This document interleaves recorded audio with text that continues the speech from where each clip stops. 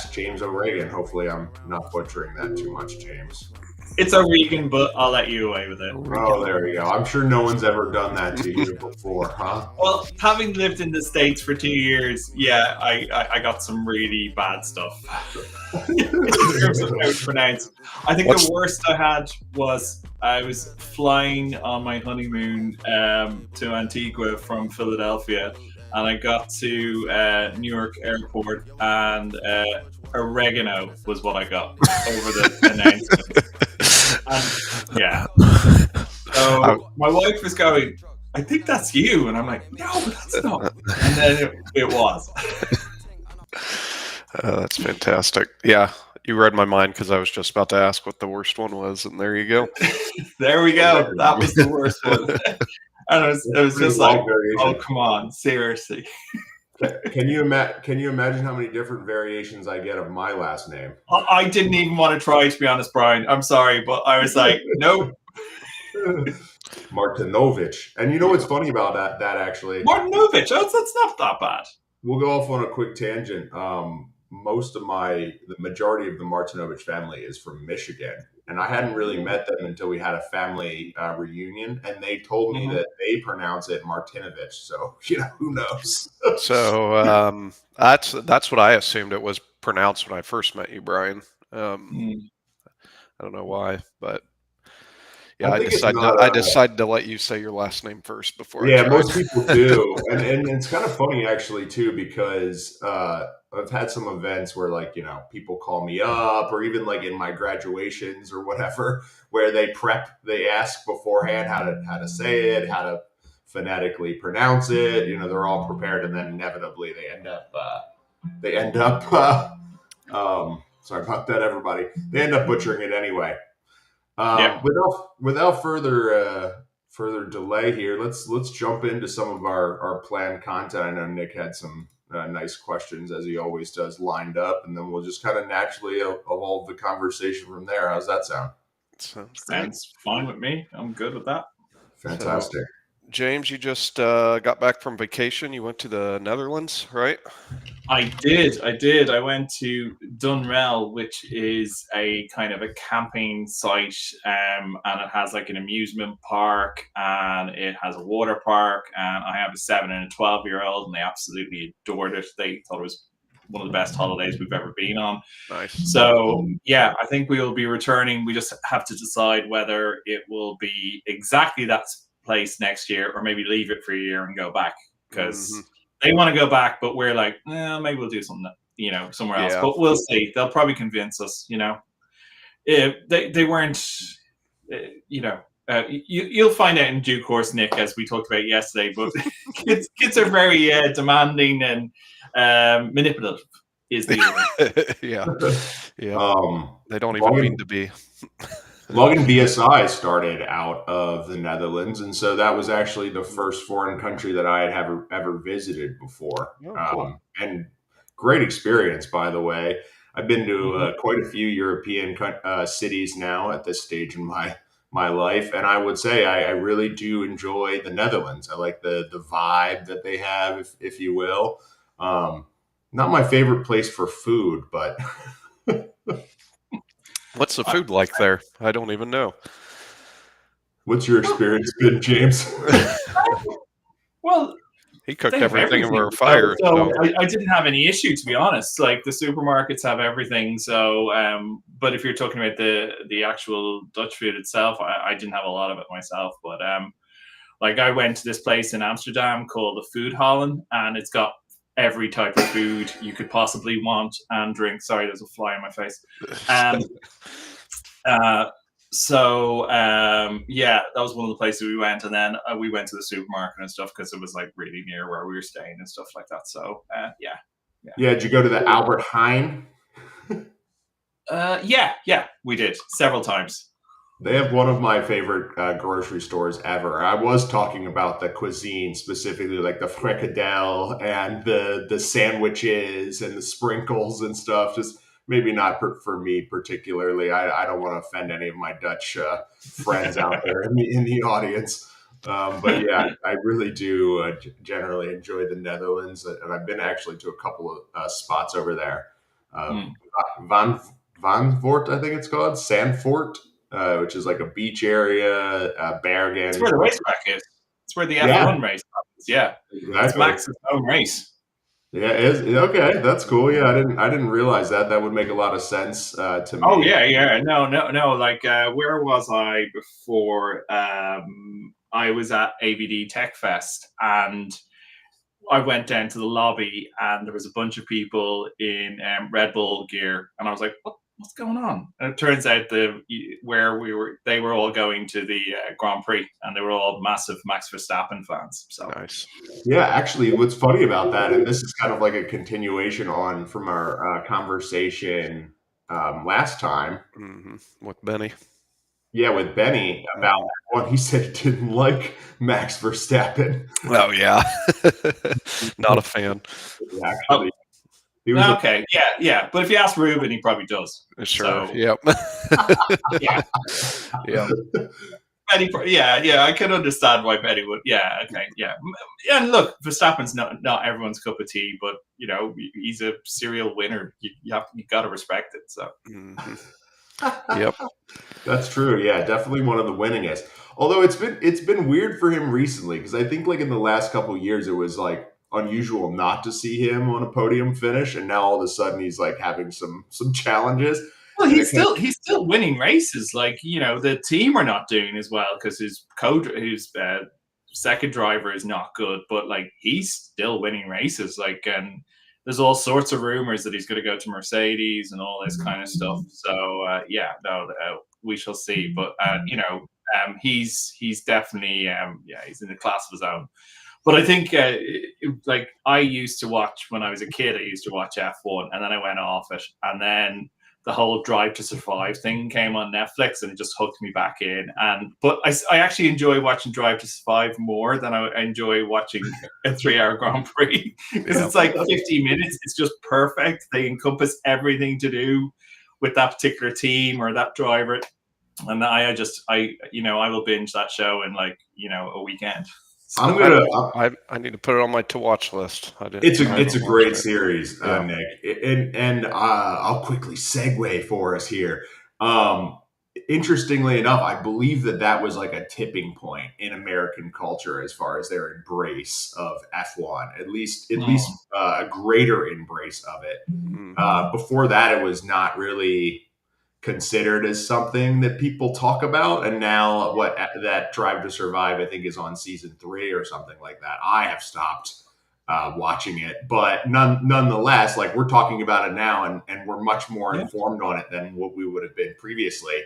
And you've had races in Texas, Miami, Vegas, obviously, downtown Baltimore City. It was a major thing, actually, because they invested in the city. They fixed a lot of the roads around downtown before they were allowed and permitted to race through. But as you can imagine, it's quite interesting standing maybe 10 to, well, let's say 20 feet above an F1 car as it flies by you going whatever 200 miles an hour like a bullet train. But my shift of topic here, just to kind of get into the realm of technology a little bit, is like, are we experiencing a tipping point right now? Absolutely. Yeah. No, we absolutely are. If we're talking about AI, which I presume you are, we are at the tipping point so my view on AI has always been like, you haven't missed the boat. If you look at LinkedIn, you'd think you were years behind everyone, but that is just hype. Just ignore all of that hype and noise, because that's all it is. Everyone talks about AI agents. Most of them are just purely automations for a start. So just ignore it and figure out a use case, or just start playing with things. Just sign up for a ChatGPT Plus subscription. It's $20 a month or something like that, or even use the free one. There's enough credits to even test it out with that. So just start using it and see where it adds benefit to you. In EUC, we're starting to see it more and more. I'm still a bit skeptical about a lot of the use cases. I think it's AI for, like I always say, I don't need an AI-enabled toaster. I don't. So maybe. I mean, you say that now, but have you ever burnt toast before by we can accidentally make the leaving it in perfect now toast or for you, though.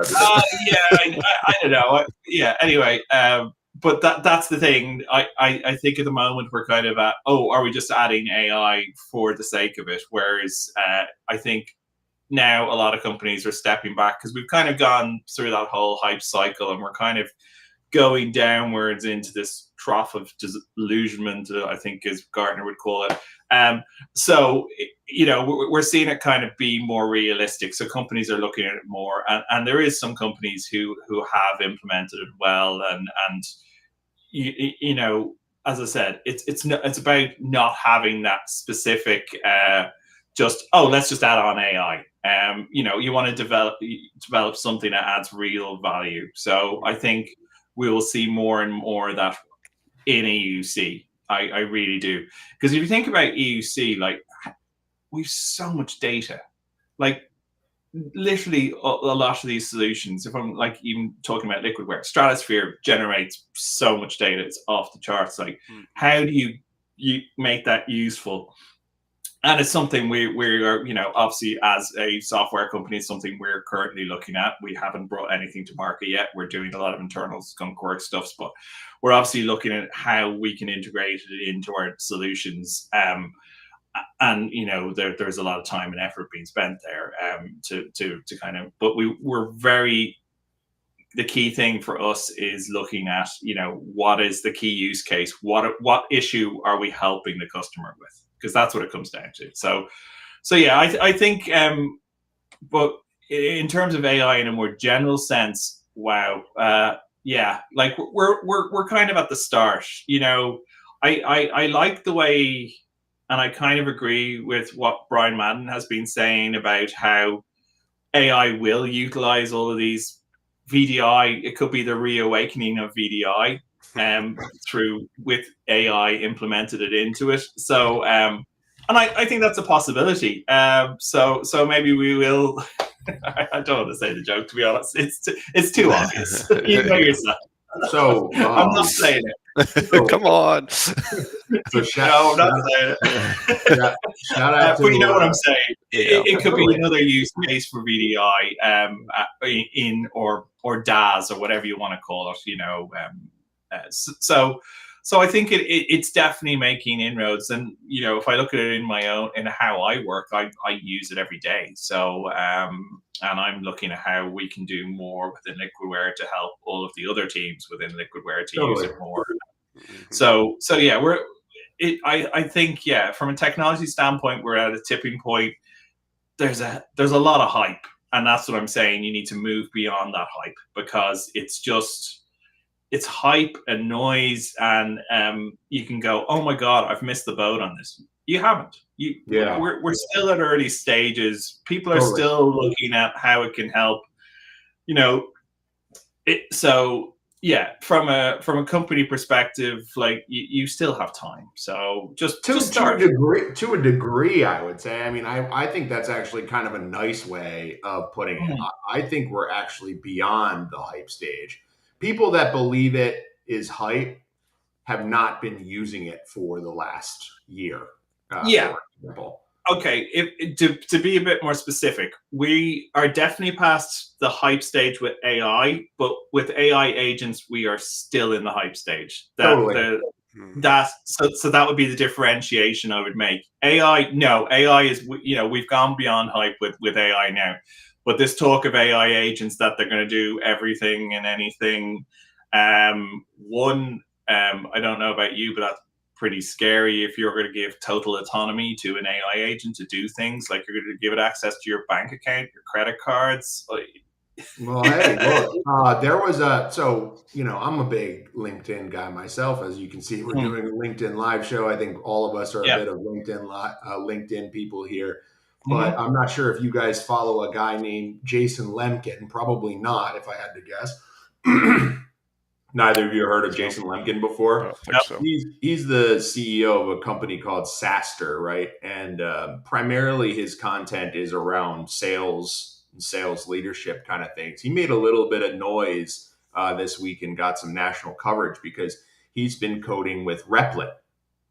and in coding with Replit, they had some kind of code freeze or something like that in place. Oh, and everyone lost everything. I heard about that. Yeah. They lost absolutely everything. Yeah. Yep. So fortunately, they had a backup in place. The AI lied about the backup existing, but the backup actually did exist, and they were able to get their database back.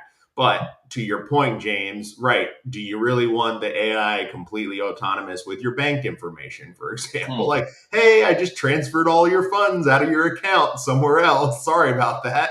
Let me try again next time. Like, that's it. And I suppose I obviously I host an AI podcast, so I am quite enthusiastic, but I think I'm a realist as well, and I'm skeptical of most things in general. So AI agents is one of those things which I have been quite skeptical about, and I'm very much of that. Yes, you can utilize AI. Yes, you can look at certain levels of automation, but the decision-making process should always be left to a human. I don't want AI making decisions for me. I want to it can make the recommendations, and I suppose that goes to what Dennis was asking about chatbots there. How do they evolve into VDI and EUC? Let's think about in a scenario where AI is given access to a Citrix environment. How do you make that the most efficient? Well, you boot all the users off. That's not what you want.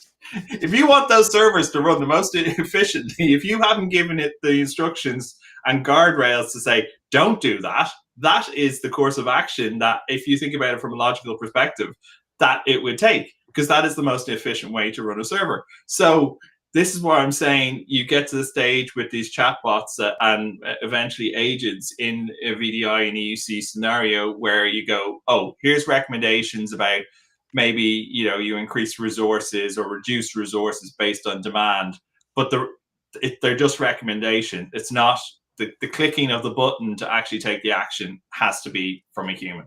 So there's an emerging term around this. I don't know if you guys have heard it, but it's called human in the loop. Mm-hmm. I have, because there is a Microsoft MVP who's just produced a T-shirt which has human on the loop on it.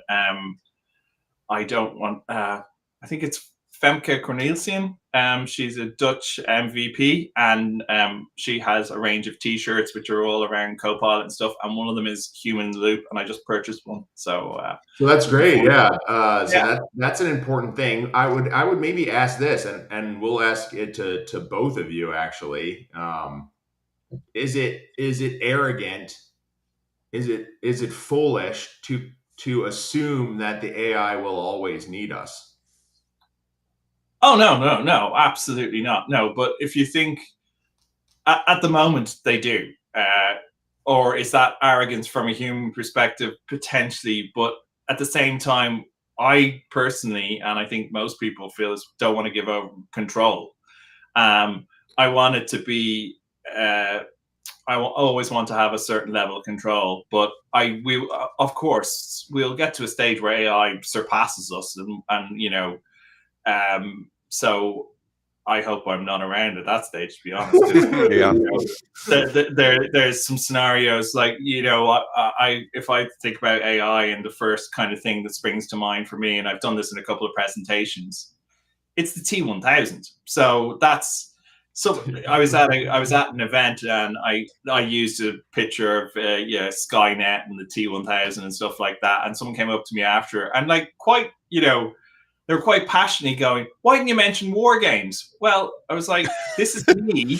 I think, when I think of AI, the T1000 and Skynet. So if it's war games for you, that's fine. But they were basically saying to me, like, why is my opinion that it was T1000 when it should have been war games? And I'm like, no, in my opinion, it was the T1000. So it's my presentation. I'll do what I want. So it was a bit bizarre, strange interaction.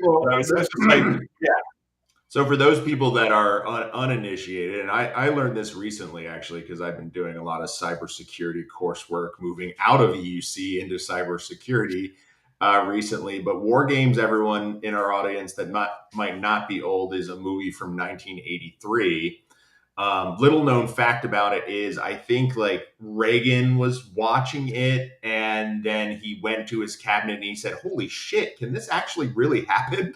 And so that was really part of the catalyst or the tipping point for some cybersecurity evolution. Cybersecurity is really only like a 20-year-old, 25, 30-year-old profession at that stage, but just figured that whereas AI has been around since the 1950s. So in some shape or form, that's when it first. Yeah. So we talk about AI as being this new technology, but like there's a whole area of time when I think it was like the 80s and 90s when just nothing happened, and then obviously it just spiraled upwards in the last, like, obviously November 2022 for most people was when ChatGPT was announced to the world, and we've all gone since then. Or the 20, right, and it's really good now, by the way. And also, those that don't follow the news as tightly as I do, if you are a GPT subscriber, as of last night, they enabled you to have agents run agents right from the direct browser. So it's really, really cool. I'll be flying back to Boston and hopefully even Baltimore to go see my niece's birthday. And the first test that I tried out on it was go and search and find out when the most affordable tickets are to Boston and Baltimore. And I don't really like Spirit Airlines, so stay away from that. So I'm watching it. It's firing up a browser window. It opens up some tabs. It goes out to Expedia. It looks at Expedia prices. It goes to Google Flights. It's looking at Google Flight prices. And then it comes back with whatever it is, 3 minutes later with an analysis of like what I should book. It's just unbelievably crazy. Now, to your point, James, like, can you even go a step further and say, like, here's my credit card information, go and buy the ticket, right? Like, that's where I kind of get to the stage where, don't particularly like that. Yeah, and to answer your question from earlier too, Brian, it just all depends on the situation and the relinquishment of control that the human is willing to give up at the end of the day. Like, sure, it might be fine for it to take over your browser and go buy airplane tickets, but would you have it fly the plane for you at the end of the day? Probably not. So, well, what if there's like a hiccup in the system and it enters in 100 tickets instead of one? Then what? Yeah. You're like explaining to Delta why you accidentally bought 100 tickets instead of one. Yep. Yeah, and potentially, if your card doesn't have a high enough limit, you're going to get hit with charges and all sorts, and it could affect, from a US perspective, affect your credit rating and all that kind of stuff. It's like there is repercussions to these things. Yep. I think we're on the precipice of seeing that type of stuff. Look at that. Time flies by the way. Look at us. We're 23 minutes into this. We got another 7. We have a series of questions that we were going to get to. I love the audience involvement too, but maybe we got another question queued up here, Nick, and we can. Would you say one of the most exciting things going on at Liquidware is just kind of around some of the upcoming things that you're doing with AI in the near future, or what are you most excited about there right now? That's a good question. Yes, there's a lot going on, but it's not going to be today or tomorrow. So if really what I've found exciting with what we're doing at Liquidware at the moment is how we're seeing Flex app really making an impact in the market. And I think the fact that we're part of the AVD App Attach program has really helped as well. And we're seeing a lot of traction because, I've seen a few of my colleagues put out posts about app fee going end of life, and then people have been going, but it's not. Well, it's not, but certain components are going away and there's no development of app fee as a product. So yes, you can stick with a stagnant product that's not going to move anywhere, or you can go to a product like FlexApp, which is constantly innovating. So most large enterprises, are they going to stick with something that's, it's done? Like, yes, you can, it gives you a bit of time before you have to move to something else. So yeah, that argument that, no app fee is not going away, it just doesn't fly with me, because essentially there's no development of the product. So it's not, yes, you can get some stability and a bit more time before you have to migrate to something else, but it's not worth sticking around at this stage, because the server components, everything's going away, and yes, the actual app fee is staying, but there's you're getting no innovation, so you need to move to something. So yeah, FlexApp is really where I'm kind of seeing, and we have lots going on with that. I can't talk about it yet, but we have a really cool new feature coming with FlexApp. Nothing to do with AI, just a standard feature, but I think it's going to be a real game changer, and that is coming later in the year. So cool. Stay tuned for that. Command Control has a new release coming as well. Some cool stuff going on. We will be implementing some more AI in Command Control.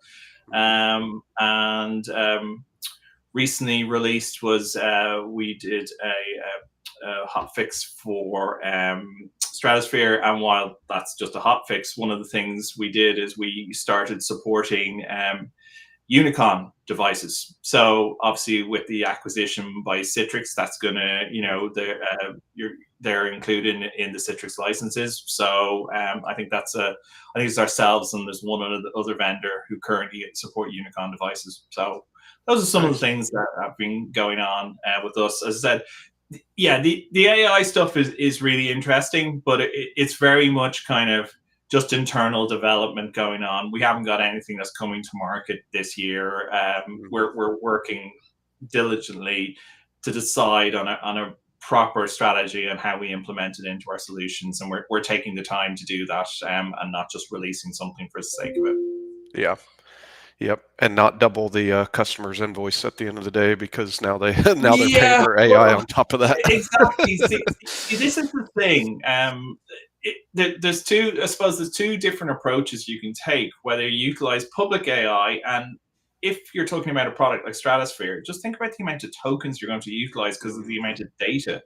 And then if you do build our own kind of AI hub or device, you're going to need extra GPUs, all of that kind of stuff. So we're just kind of looking at all the various different options at the moment, and what works best for us as a company. And as I said, we're taking the time to do our due diligence and do it correctly, because we only get one shot at this. So we need to. Okay, I just seen another question pop in there.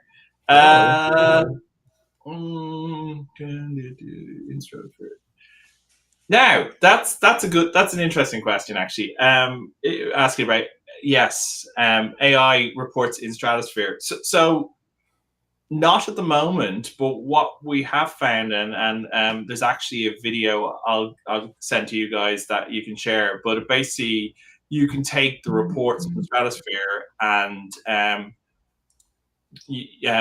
push them into ChatGPT, and the output and the diagnosis has got to a stage where it's really good. Like, one of our SMEs has been doing this and said, this is the kind of output he would have, and he's been utilizing this with POCs and things like that to show the power of our reporting and that, and kind of getting that analysis. So that's one way you can. So we're thinking smartly about how to use AI with it, maybe not implementing ourselves. And this is just one way, whereas you can take some of our reports, pump it into ChatGPT, add a prompt, analyze this report, tell me what I need to do, bang. He's assessed it for accuracy. And I think, he's done it for 5 or 6 customers, and it's made a real difference. So cool. Nice. Look at that. We're at time, and we have our famous last question.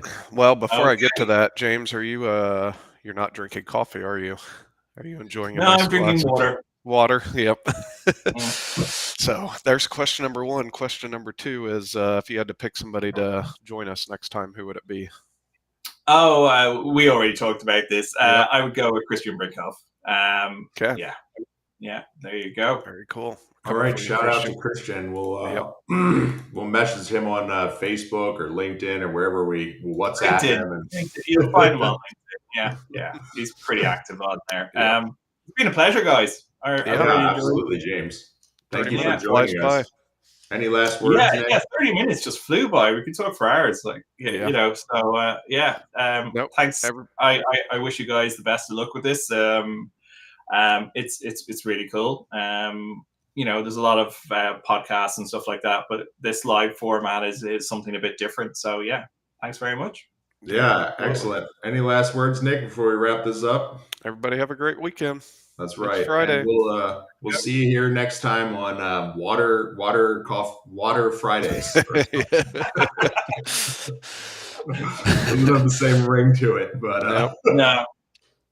All right. All right. Hey, everybody. Bye for now, everyone.